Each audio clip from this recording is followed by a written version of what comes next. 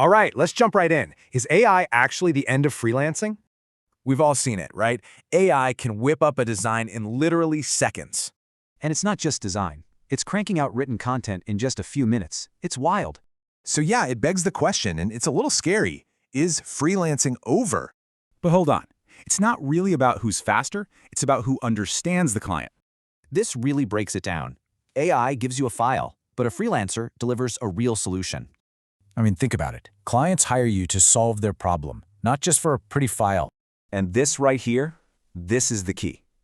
AI won't replace you, but someone using AI will. You know, this whole thing isn't new. We've actually seen this movie before. Just take a look at what happened with architecture. It's a perfect example.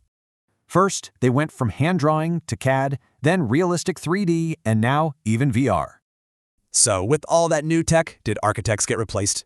Nope, not at all. The tools just made them better. They augmented their skills. CAD brought insane accuracy, 3D rendering made things look real, and VR lets clients walk inside a design. And that's what this is all about, the augmented professional. It's your expertise plus AI tools. So the big takeaway here is this: stop being afraid of the tech. Instead, it's time to start getting smart about how you can actually use it. So it's not really AI versus the freelancer anymore, is it? The real power move is the freelancer plus AI. That's the winning ticket. That combination, that's the future, plain and simple. So really the only question left to ask is, how are you going to augment your